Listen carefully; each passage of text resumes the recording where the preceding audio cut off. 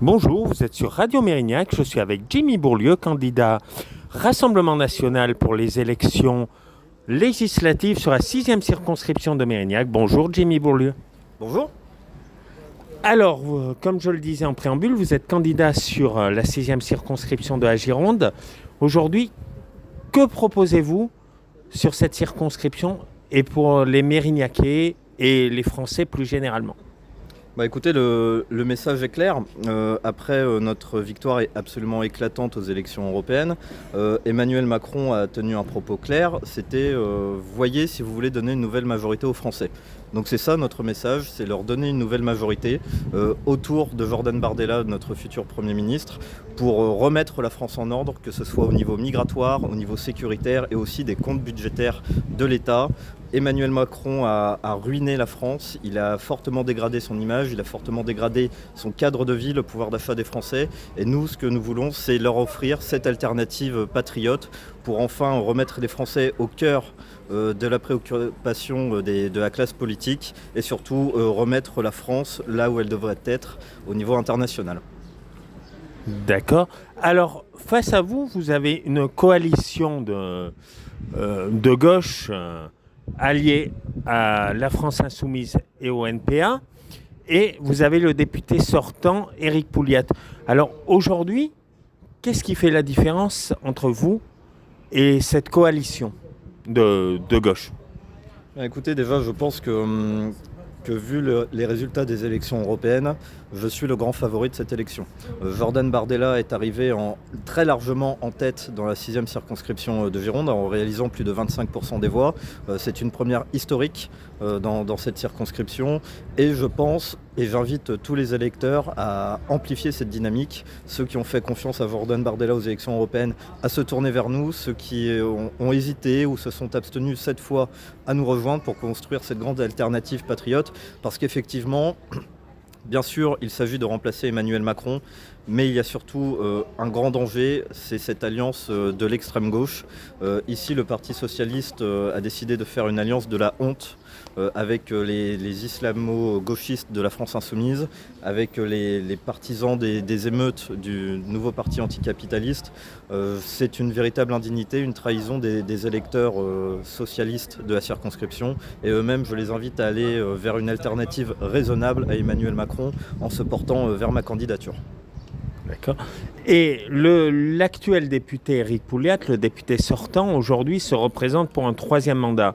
Aujourd'hui, pensez-vous qu'il a été assez présent et à l'Assemblée nationale et dans sa circonscription?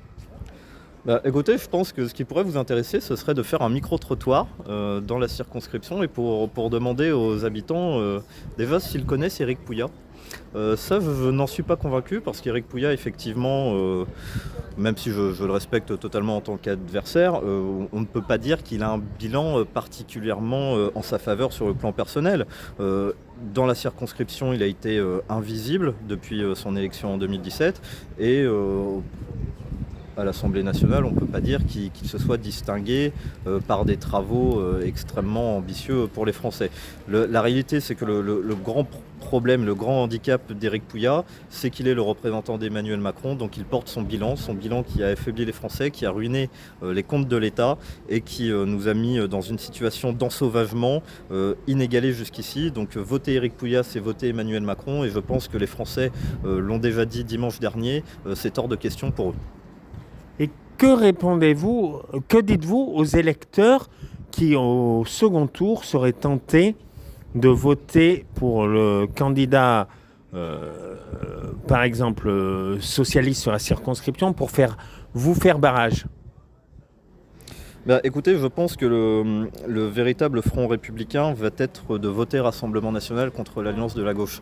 Cette alliance de la gauche, il ne faut pas la prendre à la légère, elle est extrêmement dangereuse, déjà irresponsable sur un plan financier. On a entendu leurs grandes propositions faites hier où grosso modo on propose de raser totalement gratis, mais la réalité c'est qu'il va y avoir une forte augmentation des impôts. J'ai vu chez certains de vos confrères une analyse qui disait que dès cet été ce serait 45 milliards d'euros d'impôts en plus pour les Français.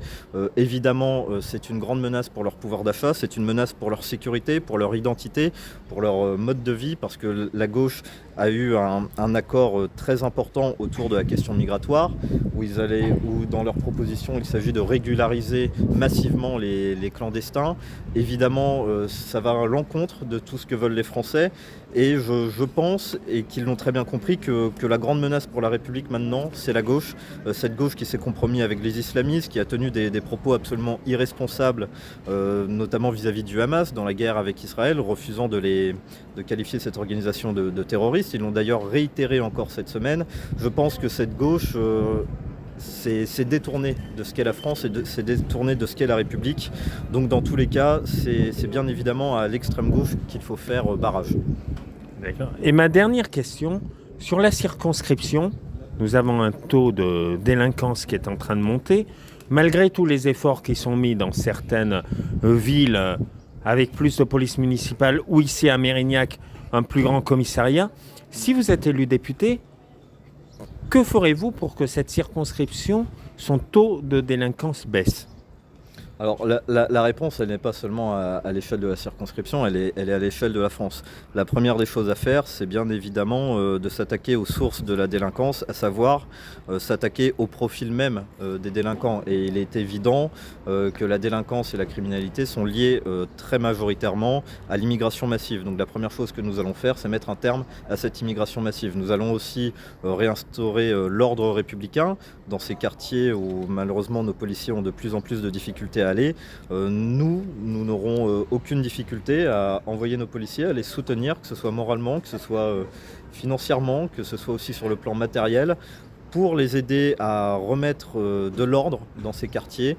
Et nous serons évidemment sans pitié face aux délinquants et criminels. Nous allons réinstaurer une échelle pénale. Je pense qu'il faut faire une très grande réforme de la justice pour remettre la sanction comme le cœur fondamental de notre action contre l'insécurité. Aujourd'hui, vous avez des délinquants qui n'ont plus peur de passer devant le tribunal, qui n'ont plus peur de finir en garde à vue et qui n'ont plus peur de passer quelques mois en prison. Je pense qu'il faut leur faire comprendre, et ça nous le ferons dans une grande réforme pénale, effectivement, qu'il faut leur faire comprendre que désormais la récréation est terminée. D'accord. Eh bien, merci Jimmy Bourlieu, et je vous souhaite une bonne campagne. Merci beaucoup.